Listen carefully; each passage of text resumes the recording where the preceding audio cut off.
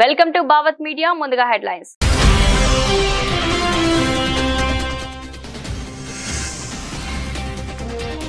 Trump కు Musk కీలక సూచన.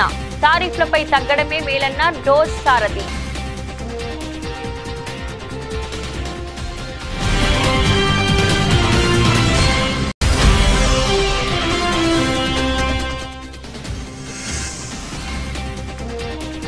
సింగపూర్ లో అగ్ని ప్రమాదం. డిప్యూటీ సీఎం పవన్ కళ్యాణ్ చిన్న కుమారుడికి గాయాలు.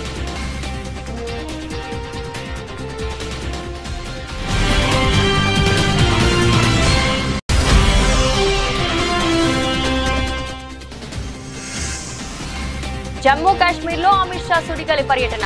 బార్డర్ బీఎస్ఎఫ్ పోస్టుల పరిశీలన.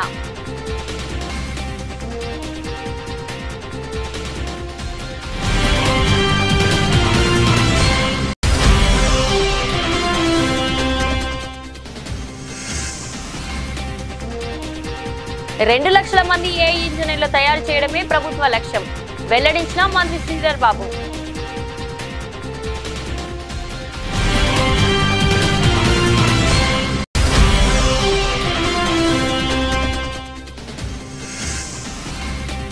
కురుబ లింగమయ్య కుటుంబాన్ని పరామర్శించిన మాజీ సీఎం వైఎస్ జగన్మోహన్ రెడ్డి. లింగమయ్య కుటుంబ సభ్యులతో మాట్లాడి వారికి ధైర్యం చెప్పిన వైఎస్ఆర్సీపీ అధినేత.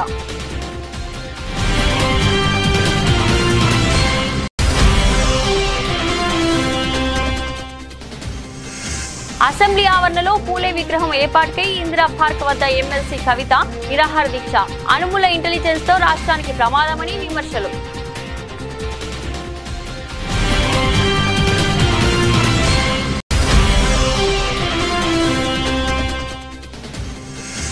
మచ్చబొల్లారంలోని హిందూ శ్మశాన వాటికను సందర్శించిన హైడ్రా కమిషనర్ రంగనాథ్. ఎట్టి పరిస్థితుల్లో డంపింగ్ యార్డ్ తో పాటు నిర్మాణాలు చేపట్టవద్దని ఆదేశం.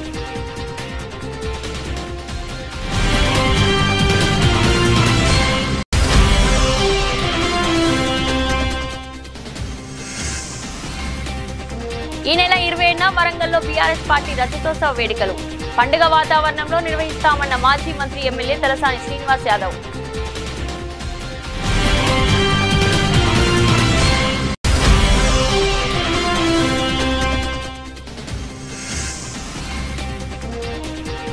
కోలుకుంటున్న ప్రపంచ మార్కెట్లు. భారీ లాభాల్లో స్టాక్ మార్కెట్లు.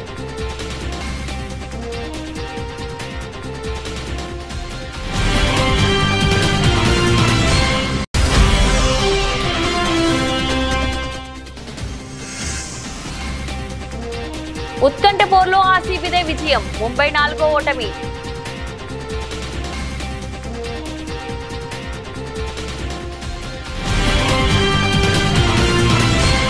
అమెరికా అధ్యక్షుడు డొనాల్డ్ ట్రంప్ విధించిన తారీఫ్లపై డోజ్ సారథి టెస్లా అధినేత ఎలాన్ మస్క్ తొలిసారి స్పందించినట్లు తెలుస్తుంది.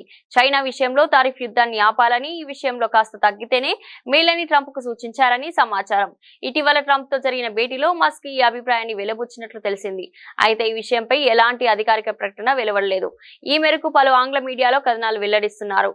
ఈ కథనాల ప్రకారం డొనాల్డ్ ట్రంప్ తో మస్క్ నేరుగా చర్చలు జరిపారు. చైనాపై తారీఫ్లు విధించే విషయంలో మరో ఆలోచించాలని కోరారు. దీనికి ట్రంప్ నిరాకరించాలని, తారీఫ్ల విషయంలో తగ్గేదే లేదని కరాఖండిగా చెప్పినట్లు సమాచారం. సింగపూర్ లో జరిగిన అగ్ని ప్రమాదంలో డిప్యూటీ సీఎం పవన్ కళ్యాణ్ చిన్న కుమారుడు మార్క్ శంకర్ చిక్కుకున్నాడు. పాఠశాలలో జరిగిన ఈ ప్రమాదంలో బాబు చేతులు, కాళ్లకు గాయాలయ్యాయి. ఊపిరితిత్తులోకి పొగ వెళ్లడంతో స్కూల్ సిబ్బంది మార్క్ శంకర్ ను ఆసుపత్రికి తరలించి చికిత్స అందిస్తున్నారు. సమాచారం తెలిసిన వెంటనే పవన్ ను సింగపూర్ కు వెళ్లాలని పార్టీ నేతలు సూచించారు. అయితే అల్లూరి సీతారామరాజు జిల్లా పర్యటనలో ఉన్న ఆయన కురిడి గ్రామానికి వస్తానని మాటిచ్చానని, అక్కడ గిరిజనులు కలిసి ఆ తర్వాత సింగపూర్ వెళ్తానని పవన్ కళ్యాణ్ బదులిచ్చారు. ఇవాళ ప్రారంభించాల్సిన కార్యక్రమాలకు ఏర్పాటు చేస్తున్నందున వాటిని పూర్తి చేసి వెళ్తానన్నారు. ఈ పర్యటన ముగిసిన తర్వాత జనసేనాని సింగపూర్ వెళ్లనున్నారు. జమ్మూ కాశ్మీర్ లో శాంతి భద్రత పరిస్థితిపై కేంద్ర హోంశాఖ మంత్రి అమిత్ షా స్వయంగా సమీక్ష నిర్వహించారు. కతువాలో బీఎస్ఎఫ్ జవాన్లతో మాట్లాడారు. బుధవారం ఏప్రిల్ 9 శ్రీనగర్ లో పలు అభివృద్ధి కార్యక్రమాలను అమిత్ షా ప్రారంభించారు. శ్రీనగర్ ఎయిర్పోర్ట్ లో అమిత్ షాకు జమ్మూ కాశ్మీర్ ముఖ్యమంత్రి ఒమర్ అబ్దుల్లా ఘన స్వాగతం పలికారు. జమ్మూలోని సరిహద్దు ప్రాంతమైన కతువాలో పర్యటించారు. వాస్తవాధీన రేఖ దగ్గర బీఎస్ఎఫ్ పోస్టులను పరిశీలించారు. బీఎస్ఎఫ్ ఉన్నతాధికారులతో సరిహద్దు భద్రతపై చర్చించారు. గత కొద్ది రోజులుగా కతువా సరిహద్దు నుంచి చొరబాట్లు పెరిగాయి. అయితే ఉగ్రవాదుల చొరబాట్లను భద్రతా బలగాలు ఎప్పటికప్పుడు తిప్పికొడుతున్నారు.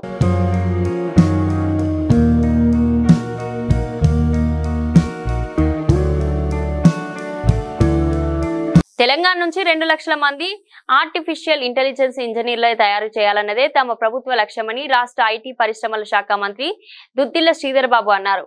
Consulate general of Singapore Edgar Pang నేతృత్వంలో ఆ దేశ ప్రతినిధులు డాక్టర్ బిఆర్ అంబేద్కర్ సచివాలయంలో మంత్రి శ్రీధర్ బాబుతో ప్రత్యేక సమావేశమయ్యారు. ఈ సందర్భంగా పలు కీలక అంశాలపై అవగాహన ఒప్పందం చేసుకున్నారు.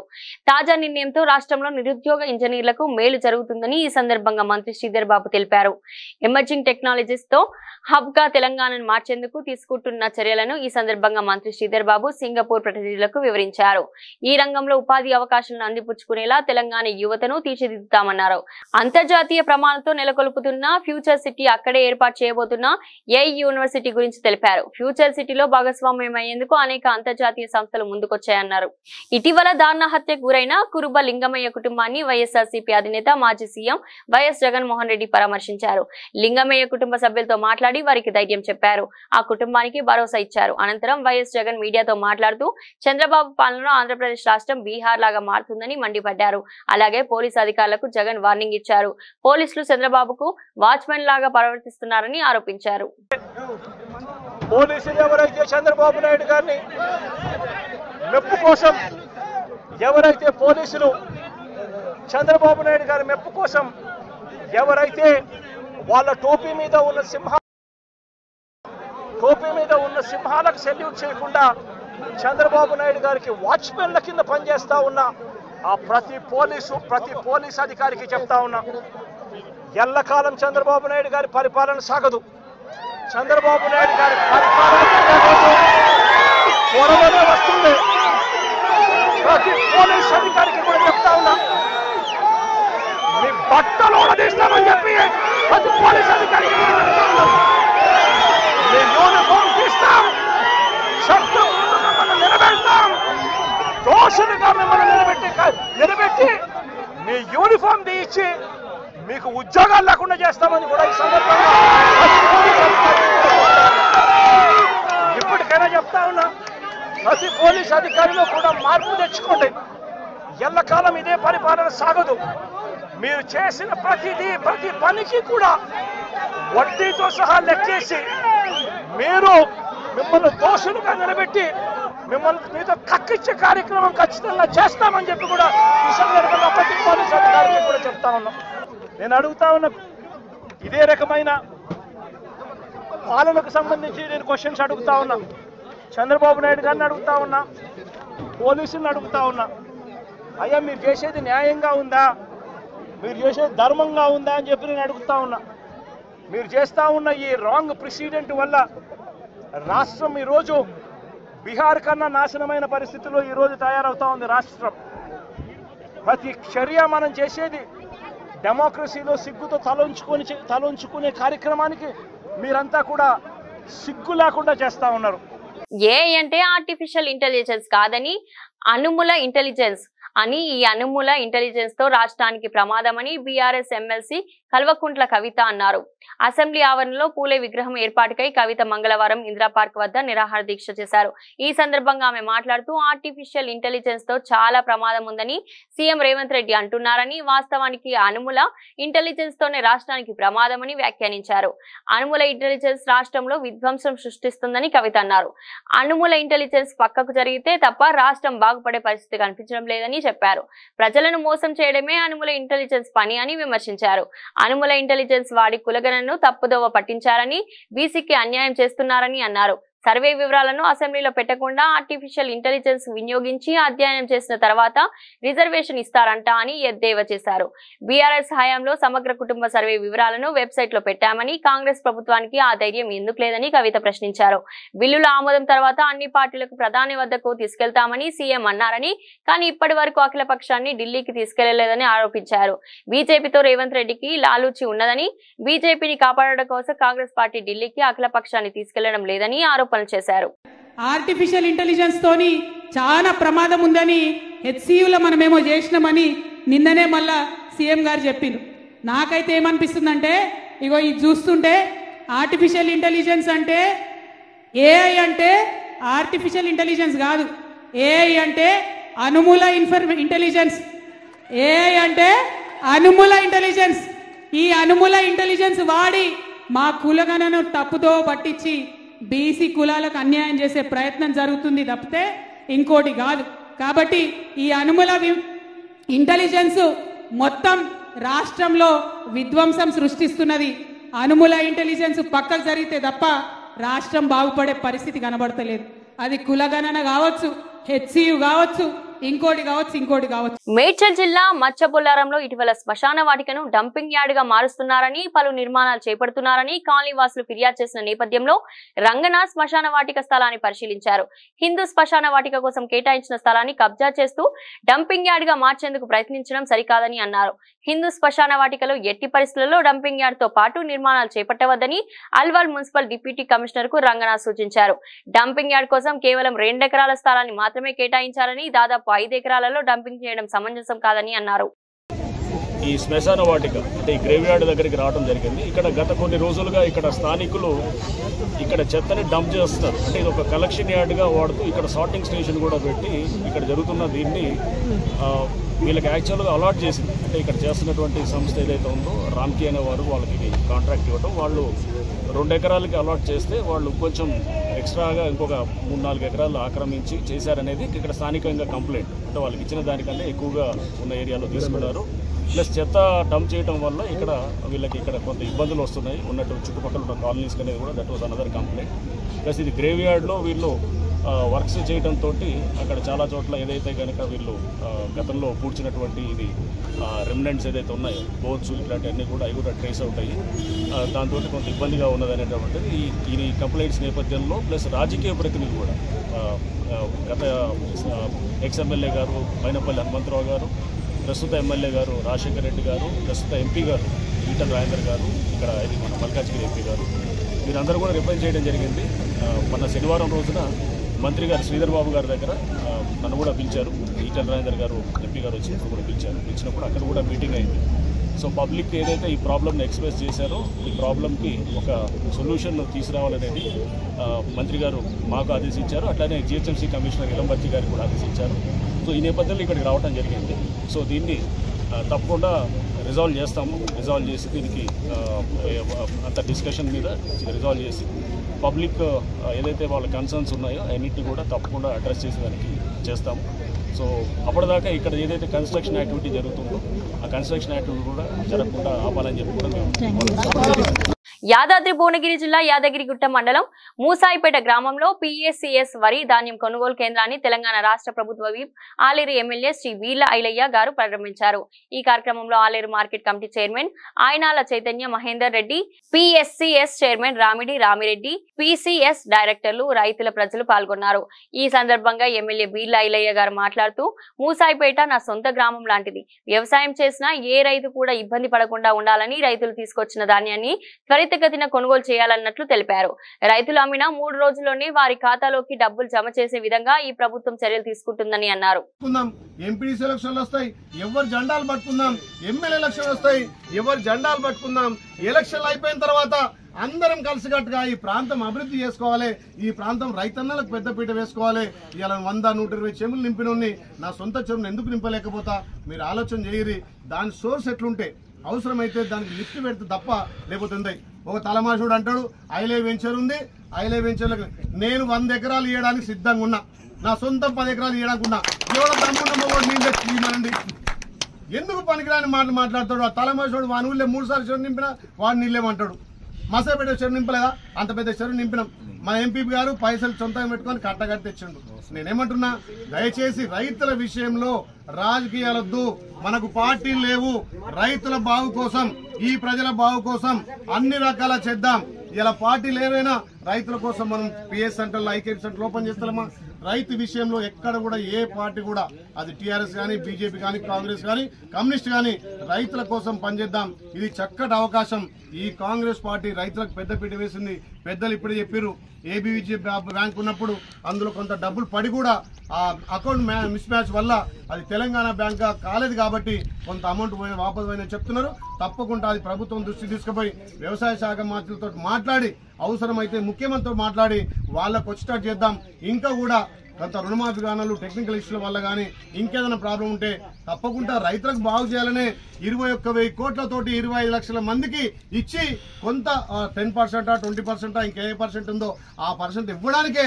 తెలంగాణలో నేరాల సంఖ్య తగ్గిందని డీజీపీ జితేందర్ రెడ్డి అన్నారు. డీజీపీ కార్యాలయంలో 2 రోజుల పాటు పోలీసు ఉన్నతాధికారులతో నిర్వహించనున్న అర్ధవార్షిక నేర సమీక్ష సమావేశాలతో మాట్లాడుతూ దోపిడీలు దొంగతనాలు పూర్తిగా తగ్గుముఖం పట్టాయని, గత ఏడాదితో పోలిస్తే క్రైమ్ రేటు 5% తగ్గిందన్నారు. విజిబుల్ పోలీసింగ్ సత్ఫలితాలనిస్తుందని పేర్కొన్నారు. నేరాలను తగ్గించేందుకు తమ పోలీస్ శాఖ చేసిన కృషి ఫలించిందన్నారు.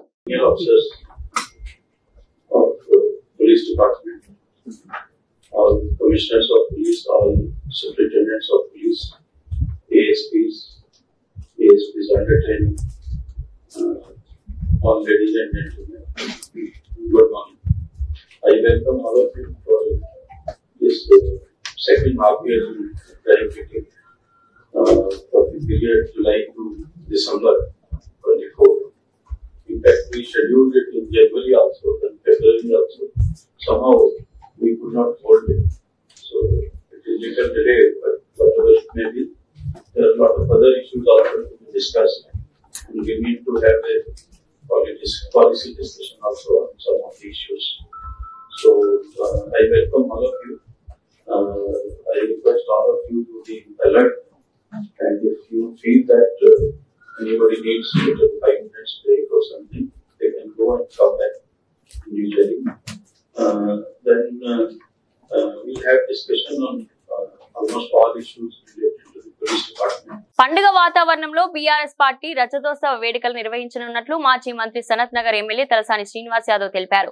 మంగళవారం తెలంగాణ భవన్ లో గ్రేటర్ హైదరాబాద్ స్థాయి బీఆర్ఎస్ పార్టీ ముఖ్య నాయకుల సమావేశం మాజీ మంత్రి తలసాని శ్రీనివాస్ యాదవ్ అధ్యక్షతన జరిగింది. ఈ సందర్భంగా ఆయన మాట్లాడుతూ ఈ నెల 27వ తేదీన పార్టీ రజతోత్సవ వేడుకల సందర్భంగా అన్ని డివిజన్లలో పార్టీ పథకాలను ఆవిష్కరించడం జరుగుతుందన్నారు. పార్టీ ఆవిర్భవించి 20 సంవత్సరాలు అవుతుందన్న సందర్భంగా అదే రోజు వరంగల్ జిల్లా ఎల్కతుర్తిలో జరిగే భారీ బహిరంగ సభకు పెద్ద ఎత్తున తరలి వెళ్లనున్నట్లు చెప్పారు. బహిరంగ సభకు పార్టీ శ్రేణులను సన్నద్ధం చేసేందుకు రేపటి నుండి నియోజకవర్గ స్థాయి సమావేశాలను నిర్వహించడం జరుగుతుందని తెలిపారు. ఈ నెల 27వ తేదీన భారత రాష్ట్ర సమితి అంటే ఆ రోజుల్లో ఉన్నటువంటి తెలంగాణ రాష్ట్ర సమితి పార్టీ ఆవిర్భావం 25 వసంతాలు పూర్తి చేసుకుంటున్నటువంటి శుభ సందర్భంలో మా ప్రియతమ నాయకుడు కేసీఆర్ గారి నాయకత్వంలో మరి బ్రహ్మాండంగా 2001లో పార్టీని ప్రారంభించడమే కాకుండా 13-14 సంవత్సరాలలో తెలంగాణ సాధించడమే కాకుండా తెలంగాణ రాష్ట్ర ఆవిర్భావంతో పాటు మరి ఒక ఉద్యమ నాయకుడే రాష్ట్రానికి ముఖ్యమంత్రి కావడం, 10 సంవత్సరాల పరిపాలన ఈ దేశానికి ఆదర్శంగా రైతులు కానీ, యువకులు కానీ, మహిళలు కానీ, నిరుద్యోగులు కానీ మన గ్రామీణ ప్రాంతంలో నీళ్లు, కరెంటు లేకుండా సుమారు 65 సంవత్సరాలు ఇబ్బంది పడిన వాళ్లకు కేసీఆర్ గారి నాయకత్వం, వారికి ఉన్నటువంటి విజన్ అనేది ఏందో ఆ 10 సంవత్సరాల స్వర్ణ యుగాన్ని ప్రజలు చూసిర్రు. మరి 27వ తేదీన జరిగేటువంటి ఆవిర్భావం మా అందరికీ మా ఇంట్లో ఒక పండుగ రోజు, మా కుటుంబాలలో ఒక పండుగ రోజుగా భావించి దీన్ని బ్రహ్మాండంగా హైదరాబాద్, గ్రేటర్ హైదరాబాద్ పరిధి నుంచి కూడా భారీ ఎత్తున మేము అక్కడికి వెళ్ళాలనేటువంటి ఉద్దేశంతో ఈ రోజు ఒక మీటింగ్ ఏర్పాటు చేసుకోవడం జరిగింది. రెండోది రేపు ఎల్లుండి మీకు గోషామైల్ కానివ్వండి, నాంపల్లి కానివ్వండి, కార్వాన్ కానివ్వండి, అదేవిధంగా ఖైరతాబాద్ ఈ మీటింగ్లన్నీ రేపు ఎల్లుండి శ్రవణ్ గారు, కాలేరు వెంకటేష్ గౌరవ శాసనసభ్యుల ఆధ్వర్యంలో ఆ కార్యక్రమాలు జరుగుతాయి. రెండోది అన్ని నియోజకవర్గాలలో 12, 13వ తేదీన కూడా నియోజకవర్గాల్లో మీటింగ్ జరుగుతాయి. 20వ తేదీన ఈ నెల ఇక్కడనే భవన్ లో జనరల్ బాడీ మీటింగ్ జరుగుతుంది. మరి ఆ తర్వాత 27వ తారీఖున ప్రతి డివిజన్ లో కూడా జెండా ఆవిష్కరణ కార్యక్రమం చేపట్టడం, బ్రహ్మాండంగా అలంకరణ చేసుకోవడం. భారత స్టాక్ మార్కెట్లు నిన్నటి నష్టాల నుంచి క్రమంగా పుంజుకుంటున్నాయి. ఈ రోజు మార్కెట్లో పాజిటివ్ ధోరణులు ప్రారంభమయ్యాయి. ఈ క్రమంలో సెన్సెక్స్ 1200, నిఫ్టీ 400 పాయింట్లకు పైగా లాభపడతాయి. ఆ వివరాలేంటో ఇక్కడ చూద్దాం. ట్రంప్ టారిఫ్ టెర్రర్ కారణంగా వరుసగా 3 రోజులుగా క్షీణతను చూస్తున్న ప్రపంచవ్యాప్తంగా మార్కెట్లు ఇప్పుడు కోలుకుంటున్నాయి. ఈ క్రమంలో నేడు భారత్ స్టాక్ మార్కెట్లు భారీ లాభాలతో ప్రారంభమయ్యాయి. సెన్సెక్స్ 1200 పాయింట్ల లాభంతో ట్రేడ్ అయింది. అదే సమయంలో నిఫ్టీ కూడా 400 పాయింట్లతో పెరిగింది. బ్యాంక్ నిఫ్టీ కూడా దాదాపు 800 పాయింట్లతో పుంజుకుంది. నిఫ్టీ మిడ్ క్యాప్ 100 కూడా 1000 పాయింట్లకు పైగా లాభపడింది. ఈ క్రమంలో మార్కెట్లో ఎక్కడ చూసినా కొనుగోలు కనిపిస్తున్నాయి. నిఫ్టీలోని 50 స్టాక్స్ అన్ని గ్రీన్ మార్కెట్ ప్రారంభమై దూసుకెళ్తున్నాయి. దీంతో అనేక మంది మదుపర్లు లాభపడుతున్నారు. ఒకప్పుడు సినీ నటిగా ఓ వెలుగు వెలిగిన అందాల రాశి రంభ పెళ్లి తర్వాత సినిమాలకు పూర్తిగా దూరమయ్యారు. సుదీర్ఘ విరామం తర్వాత ఇప్పుడు టాలీవుడ్ లో రీఎంట్రీకి రెడీ అయ్యారు. ఈ నేపథ్యంలో రంభ తన భర్త ఇంద్రకుమార్ పద్మనాభంతో కలిసి తిరుమల శ్రీవారిని దర్శించుకున్నారు. రంభతో కలిసి ఫోటోలు తీసుకునేందుకు అభిమానులు పోటీ పడ్డారు. పెళ్లి తర్వాత సినిమాలకు దూరంగా ఉంటున్న రంభ ప్రస్తుతం భర్త పిల్లలతో హ్యాపీ లైఫ్ లీడ్ చేస్తున్నారు. ఇటీవల నటుడు జేడి చక్రవర్తితో కలిసి ఓ బుల్లితెర షోలో కనిపించారు రంభ. అదే 15 ఏళ్ళు అయింది కదండి. సో మేము ఇవాళ దర్శించుకోవాలి స్వామి వారిని అని వచ్చాము. సినిమాల రీఎంట్రీ గురించి ఏమైనా క్లారిటీ ఇస్తారా మేడం? చాలా మంది అయ్యో తెలీదండి, అది ఏమీ అనుకోలేదు, జస్ట్ వచ్చాను. సో ఏదైనా బెస్ట్ స్క్రిప్ట్స్ ఏమైనా వస్తే చేయడానికి రెడీగా ఉన్నారా మేడం? మంచిది, నాకు నచ్చేటి వస్తే చేస్తానండి తప్పకుండా. మేము సినిమాలోనే పుట్టి ఇక్కడే పెరిగాం కాబట్టి సో మాకు సినిమానే లైఫ్. సో మంచి క్యారెక్టర్స్ వస్తే మంచి డెఫినెట్ గా నేను చేస్తాను. రీసెంట్ టైమ్స్ లో ఏమన్నా స్క్రిప్ట్స్ మీ దగ్గర? నేను ఇప్పుడు దాకా ఏమీ వినలేదండి. జస్ట్ నాకు ఒక ప్రోగ్రామ్ లో అడిగారు కాబట్టి వచ్చాను, ఇక్కడ ఉన్నాను కాబట్టి. బట్ లేకపోతే ఇంకా ఏం అనుకోలేదు, ఏది అనుకొని రాలేదు కదండి ఫస్ట్. సో అట్లానే ఏమీ అనుకోలేదు. గత కొంతకాలంగా పైకి ఎగబాగిన బంగారం ధరలు భారీగా తగ్గాయి. ఒక్కరోజే ఏకంగా 1500 పైగా తగ్గింది. దీంతో ఢిల్లీ బులియన్ మార్కెట్ లో 10 గ్రాముల స్వచ్ఛమైన బంగారం ధర 91,450కి దిగి వచ్చింది. వారం రోజుల క్రితం ఈ ధర 93,000 స్థాయిలో ఉండగా తాజా తగ్గుదలతో 92,000 దిగువకు పడిపోయింది. ఆభరణాల వర్తకులు స్టాకిస్టులు అమ్మకాలకు మొగ్గు చూపడంతోనే పుత్తడి ధర దిగివచ్చినట్లు బులియన్ వర్గాలు తెలిపాయి. ఇక హైదరాబాద్ బులియన్ మార్కెట్ లో 10 గ్రాముల బంగారంపై 280 తగ్గి 90,380గా నమోదైంది. పసిడితో పాటు వెండి ధరలు కూడా నిన్న దిగొచ్చాయి. పారిశ్రామిక వర్గాలు నాణాల తయారీదారులు నుంచి కొనుగోలు పూర్తిగా నిలిచిపోవడంతో వెండి ధర కిలోకు 3,000 తగ్గి 92,500కు దిగి వచ్చింది. హైదరాబాద్ లో మాత్రం కిలో వెండి 1.3 లక్షలుగా ఉంది. అమెరికా అధ్యక్షుడు ట్రంప్ దెబ్బకు ఈ ఈక్విటీ మార్కెట్లు కుప్పకూలడంతో పాటు ఆర్థిక మాంద్యం భయాలు వెంటాడుతుండడంతో మదుపర్లు విక్రయాల వైపు మొగ్గు చూపుతున్నారు. ధరలు తగ్గడానికి ఇదే కారణమని మార్కెట్ నిపుణులు చెబుతున్నారు. ఇక అంతర్జాతీయ మార్కెట్ లో బంగారం ధర ఔన్స్ కు $10.16 తగ్గి 3,027 వద్ద ఉండగా వెండి $30.4 వద్ద కొనసాగుతుంది. సొంత స్టేడియంలో రాయల్ ఛాలెంజర్స్ బెంగళూరు తో జరిగిన ఐపీఎల్ మ్యాచ్ లో ముంబై ఇండియన్స్ జట్టు పరాజయం పాలైంది. చివరి ఓవర్ వరకు ఉత్కంఠభరితంగా సాగిన ఈ మ్యాచ్ లో ఆర్సీబీ 12 పరుగుల తేడాతో విజయం సాధించి 3వ విజయాన్ని తన ఖాతాలో వేసుకోగా ముంబై ఇండియన్స్ 5 మ్యాచ్ల్లో 4 ఓటములతో ప్లే ఆఫ్ అవకాశాలను సంక్లిష్టం చేసుకుంది. ఆర్సీబీ నిర్దేశించిన 222 పరుగుల లక్ష్యాన్ని ఛేదించే క్రమంలో ముంబై ఇండియన్స్ నిర్ణీత 20 ఓవర్లలో 9 వికెట్లు నష్టపోయి 209 పరుగులు మాత్రమే చేయగలిగింది. గతంలో 219 పరుగుల లక్ష్యాన్ని ఛేదించిన ముంబై ఈసారి మాత్రం 222 పరుగుల లక్ష్యాన్ని ఛేదించలేక చితికిలపడింది. రోహిత్ శర్మ 17 మరోమారు నిరాశపరిచాడు. మెరుపులు మెరిపిస్తాడనుకున్న సూర్యకుమార్ యాదవ్ కూడా అభిమానుల ఆశలను అందుకోలేకపోయాడు. కెప్టెన్ హార్దిక్ పాండ్యా దూకుడుగా ఆడినప్పటికీ జట్టును ఓటమి నుంచి కాపాడలేకపోయాడు. 15 బంతుల్లో 3 ఫోర్లు 4 సిక్సర్లతో 42 పరుగులు చేశాడు. తిలక్ వర్మ 29 బంతుల్లో 4 ఫోర్లు 4 సిక్సర్లతో 59 పరుగులు చేసి టాప్ స్కోరర్ గా నిలిచాడు. విల్ జాక్స్ 22 పరుగులు చేశాడు. చివరి ఓవర్ వరకు ఉత్కంఠగా సాగిన ఈ పోరులో ముంబై ఇండియన్స్ విజయానికి 13 పరుగుల దూరంలో ఆగిపోయింది. ఆర్సీబీ బౌలర్లో కృణాల్ పాండ్యా 4 వికెట్లు తీసుకోగా యష్ దయాల్, హెజల్ ఫుడ్ చెరో 2 వికెట్లు తీసుకున్నారు. బులెటిన్ ముగించే ముందు హెడ్లైన్స్ మరోసారి.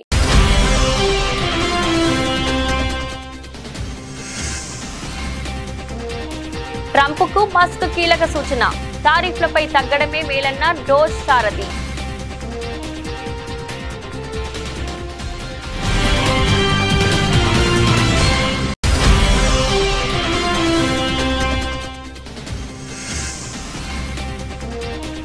సింగపూర్ లో అగ్ని ప్రమాదం, డిప్యూటీ సీఎం పవన్ కళ్యాణ్ చిన్న కుమారుడికి గాయాలు.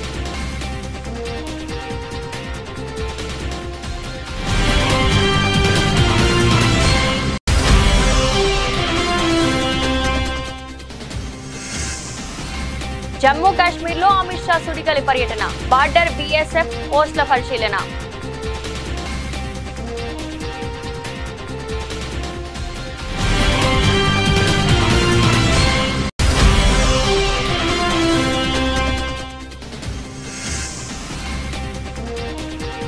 రెండు లక్షల మంది ఏఐ ఇంజనీర్లు తయారు చేయడమే ప్రభుత్వ లక్ష్యం, వెల్లడించిన మంత్రి శ్రీధర్ బాబు.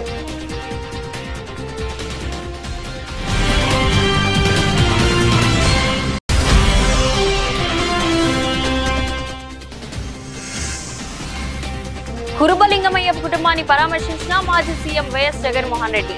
లింగమయ్య కుటుంబ సభ్యులతో మాట్లాడి వారికి ధైర్యం చెప్పిన వైఎస్ఆర్సీపీ అధినేత.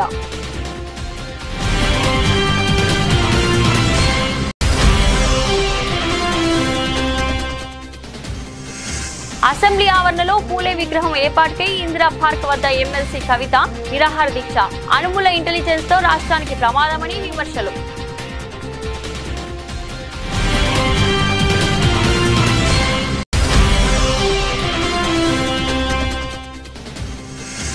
మచ్చబొల్లారంలోని హిందూ శ్మశాన వాటికను సందర్శించిన హైడ్రా కమిషనర్ రంగనాథ్. ఎట్టి పరిస్థితుల్లో డంపింగ్ యార్డ్ తో పాటు నిర్మాణాలు చేపట్టవద్దని ఆదేశం.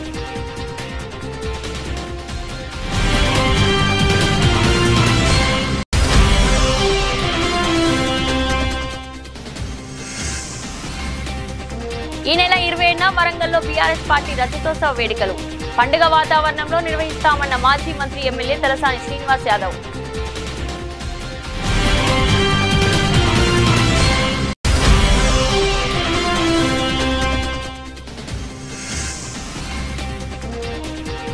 కోలుకుంటున్న ప్రపంచ మార్కెట్లు, భారీ లాభాల్లో స్టాక్ మార్కెట్లు.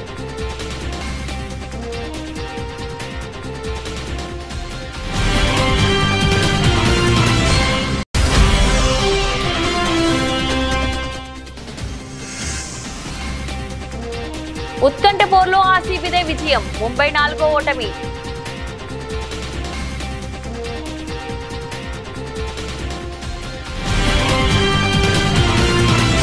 ఇది ఈ రోజు బులెటిన్. మరో బులెటిన్ లో మళ్ళీ కలుద్దాం. అంతవరకు సెలవు.